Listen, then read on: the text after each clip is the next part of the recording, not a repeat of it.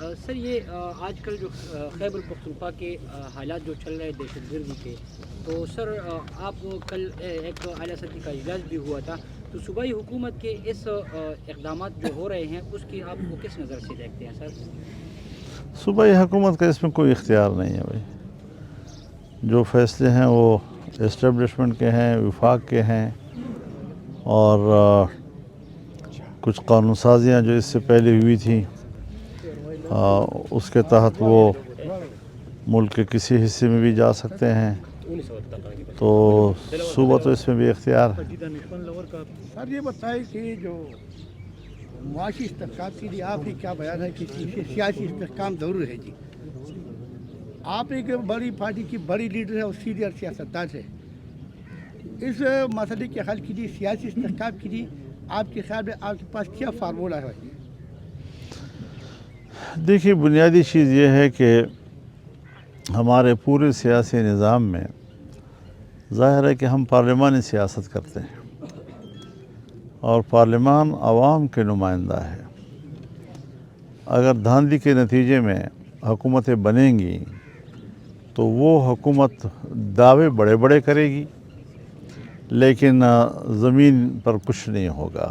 تو یہ لوگ ملک میں نہ امن و امان کے حوالے سے کوئی استحکام لانے کے قابل ہیں، نہ معاشی طور پر کوئی استحکام لانے کے وہ قابل ہیں. پالیسیاں ہی نہیں ہیں ہمارے ملک کے اندر. پالیسی بنے گی تو اس کے تحت پھر عوام کا ایک اعتماد ہوتا ہے، پارلیمنٹ پر ایک اعتماد ہوتا ہے. یہاں تو پارلیمنٹ اور اسمبلیوں پر کوئی اعتماد لوگوں کا نہیں ہے جی، تو وہ پالیسی بنا ہی نہیں سکتے. تو ہم لوگ یا بھیک مانگ کر گزارا کر رہے ہیں، یا ہم یرغمال ہیں ایف ای ٹی ایف کے، ہم یرغمال ہیں عالمی مالیاتی اداروں کے. تو اس صورتحال میں پاکستان کے حوالے سے یہ سوچنا کہ ہم معاشی لحاظ سے ترقی کر سکیں گے، آگے بڑھ سکیں گے، ابھی تک تو عام آدمی کو کچھ نظر نہیں آ رہا ہے. مولانا صاحب، خیبر پختونخوا اور بلوچستان میں جو حالات دہشت گردی کی روز روز بڑھ رہی ہے، حالات کسی اور طرف جا رہے ہیں، تو آپ کیا سمجھتے ہیں؟ کیا ہم پاکستان سے الحول میں تو نہیں ہیں؟ اختر مینگل نے بھی اس حوالے سے پرسوں بیان دیا تھا جی کہ اب بات پوائنٹ آف نو ریٹرن پر پہنچ کے ہم اچھے ہمسائے رکھ سکتے. بلوچستان کے حوالے سے انہوں نے بات کی اختر مینگل. دیکھیے، میں تو اس حوالے سے نہ خود سوچ سکتا ہوں، نہ کسی سوچ کی حمایت کر سکتا ہوں کہ ہم پاکستان کی سلامتی کے خلاف کوئی بات کریں یا پاکستان کی تقسیم پہ کوئی بات کریں. ہم حقوق کی بات کرتے ہیں. بلوچستان کے وسائل پر بلوچستان کے عوام کا حق، خیبر پختونخوا کے وسائل پر یہاں کے عوام کا حق، سندھ اور پنجاب کے وسائل پر وہاں کے عوام کا حق. اس حوالے سے ہم پابند ہیں کہ ہم صوبے کے عوام کو مطمئن کریں. اس وقت عالمی اسٹیبلشمنٹ اور ہمارے ملک کے طاقتور ادارے یہ بھی للچائی ہوئی نظروں سے جہاں وہ آپریشن کر رہے ہیں اور لوگوں کو یہ احساس دلا رہے ہیں کہ ہم تو آپ کے امن کے لیے لڑ رہے ہیں، وہاں جو ہمارے ریسورسز ہیں اور ہمارے پہاڑوں کے اندر جو معدنی وسائل ہیں وہاں تک رسائی بھی ان کا مقصد ہے، اور اس پاداش میں اور اس پردے میں وہ ہمارے وسائل پر بھی قبضہ کرنے کی طرف جا رہے ہیں. تو ظاہر ہے جی کہ پھر عام آدمی سوچتا ہے کہ اگر میرے وسائل پر آپ نے قبضہ کرنا ہے اور جہاں جہاں آپ کھدائیاں کر رہے ہیں اور جہاں سے آپ معدنیات نکال رہے ہیں وہاں تو امن ہے، اور ادھر ادھر سے جو ہے ہر طرف سے دہشت گردی ہے اور جنگ ہے اور لڑائی ہے، تو یہ سوالات پیدا کرتے ہیں لوگوں کے ذہن میں اور شبہات پیدا کرتے ہیں. اور یہاں جبراً کہا جاتا ہے کہ ہر قیمت پر جو ہم کر رہے ہیں آپ نے اس کی حمایت کرنی ہے، اور اگر آپ اس پہ اعتماد نہیں کرتے تو پھر آپ غداروں کے زمرے میں آتے ہیں. اب یہ روش جو ہے یہ تو میرے خیال میں جمہوری نہیں ہے کم از کم. مولانا صاحب، یہ جو 83 عوام کو نکالا گیا ہے، صوبائی حکومت اس کی بھی ذمہ داری نہیں لیتے، وفاقی حکومت بھی نہیں لیتے. سر آپ کیا سوچتے ہیں کہ یہ کس نے ان کو نکالا ہے؟ کس کو؟ یہ 13 کی عوام کو. 13 کے عوام پر تو حضرت ایک عذاب اترا ہوا ہے. وہاں کے لوگوں کو زبردستی نکالا بھی جا رہا ہے. اب وفاق میں حکومت کس کی ہے، سوال تو یہ ہے. تو جن لوگوں سے کی بات آپ کر رہے ہیں یقیناً ان کا اختیار نہیں ہے اور وہ کہیں گے ہم نے تو نہیں کیا. صوبائی بھی اختیار ہے، تو وہ بھی کہیں گے جی کہ ہم نے تو نہیں کیا، تو کس نے کیا ہے؟ تو وہ وفاقی حکومت بھی جانتی ہے اور وہ صوبائی حکومت بھی جانتی ہے، اور دونوں ان کے مقابلے میں بے بس ہیں۔ مولانا صاحب، یہ دہشت گردی چونکہ اہم مسئلہ ہے اس ملک کا، اس کے بغیر نہ سیاسی سے کام آ سکتا ہے نہ معاشی سے کام آ سکتا ہے۔ اس حوالے سے جو اس کے خاتمے کے لیے رائے منقسم ہے۔ کچھ لوگ کہہ رہے ہیں کہ نیشنل ایکشن پلان پر عمل ہونا چاہیے، کچھ کہہ رہے ہیں کہ مذاکرات ہونا چاہیے۔ یہ جو مذاکرات کے حق میں ہے، اس حوالے سے میرا یہ سوال ہے کہ دوحہ اور استنبول میں مذاکرات ہوئی، وہ ناکام ہوئی۔ اب کس قسم کے مذاکرات ہونے چاہیے؟ مطلب آپ کیسے مذاکرات ہوں گے؟ آپ دوحہ اور استنبول کے کس مذاکرات کی بات آپ کر رہے ہیں؟ طالبان کے ساتھ جو ہوتے ہیں۔ افغان طالبان کے ساتھ تو وہ تو کامیاب ہو گئے، اچھا، لمبا عرصہ چلے لیکن کامیاب تو ہوئے، اور پاکستان کے حوالے سے تو کوئی بات کہیں نہیں ہوئی۔ تو تحریک طالبان کے ساتھ کس مذاکرات کی مطلب وہ اب ہمیں کیا پتہ ہے یار، باجوہ صاحب کہتے ہیں مذاکرات کرو اور اسم منیر صاحب کہتے ہیں کہ نہیں کرنے، لڑنا ہے۔ افغان حکمرانوں کو دھمکیاں دے گی اور بدلہ لینے کا اعلان کیا قومی اسمبلی کے فلور پر افغان میں تو یہی کہتا ہوں کہ اس پالیسی کے لیے بھی سب کو مل بیٹھنا چاہیے۔ پارلیمنٹ کے اندر ایک سیکیورٹی کمیٹی ہے، پارلیمنٹ کی اپنی کمیٹی ہے، پارلیمنٹ کے چیمبر میں بیٹھتی ہے، جس میں تمام ادارے موجود ہوتے ہیں، ان کو بلایا جائے، ان کو سنا جائے، اور یہ نہیں کہ آپ نے ایک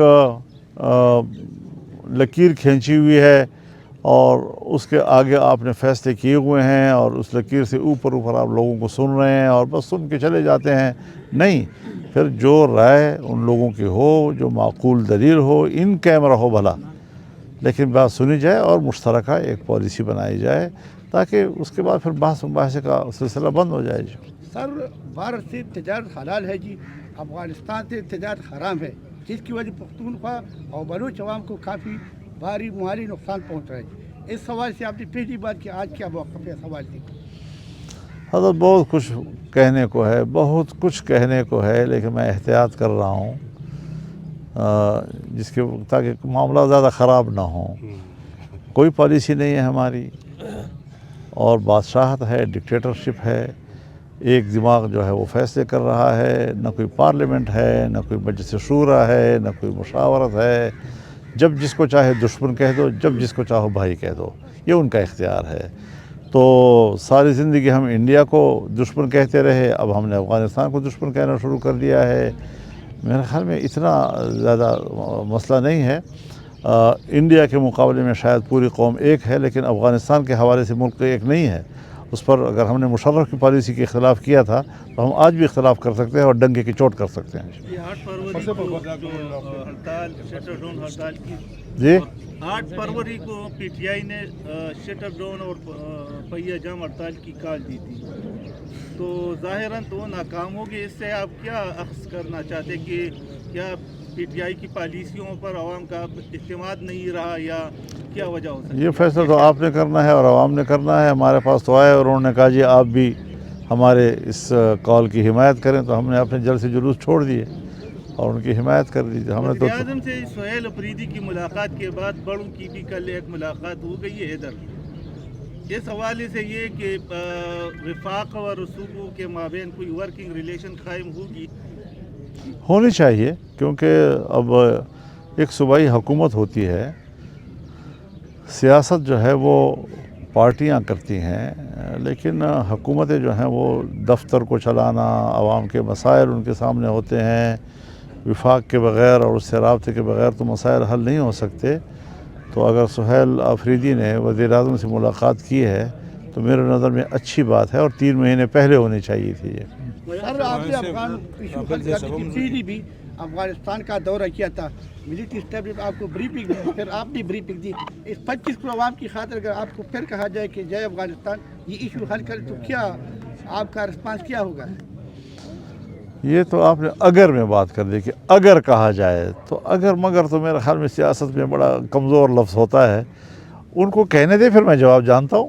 मौलाना साहब मेरा ईरान सवाल में है, ईरान में जी जंग चढ़ जाना अमेरिका की तरफ से, फिर अफगानिस्तान की वजारत है कि अफगानिस्तान इंडिया जाकर वहाँ से ताल्लुकात बनाना, इस हवाले से क्या सोचते हैं कि ईरान हो या अफ़गानिस्तान हो, बहरहाल ख़ित्ते में अमेरिका हमेशा पूरी दुनिया में अदम इस्तेहकाम पैदा करता है। दुनिया गैर मुस्तहकम होगी तो अमेरिका की बादशाहत चलेगी और अमेरिका अपनी मर्ज़ी से पूरे इंसानियत को कंट्रोल करेगा, तमाम मुल्कों को कंट्रोल करेगा। लिहाजा अफ़गानिस्तान में भी अगर अदम इस्तेहकाम की ख्वाहिश है तो वो भी अमेरिका की है, और ईरान में अगर ख्वाहिश है तो वो भी अमेरिका की है। और कभी अफ़गानिस्तान में बराह रास्त उतरते हैं, कभी किसी को प्रॉक्सी बनाते हैं, कभी ईरान में वो बराह रास्त उतरते हैं, कभी किसी को प्रॉक्सी बनाते हैं। तो इस हवाले से हमें कौमी सोच के तहत एक कौम बनना चाहिए और सही फैसले हमें करने चाहिए।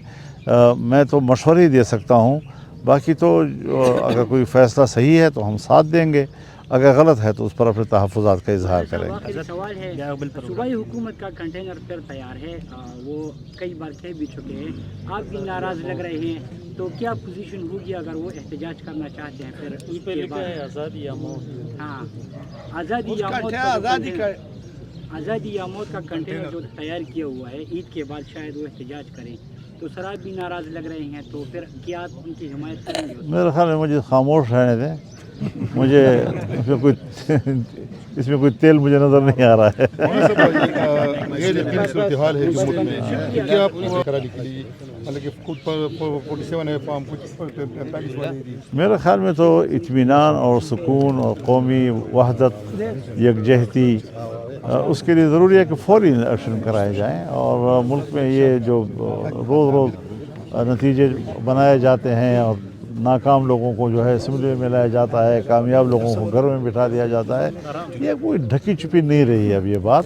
तो जो चीज़ें गलत हैं, गलत के ख़िलाफ़ एक दिन ज़रूर रद्द-ए-अमल आता है और बड़ा ख़तरनाक रद्द-ए-अमल होता है, उस हद तक हमें नहीं जाना चाहिए।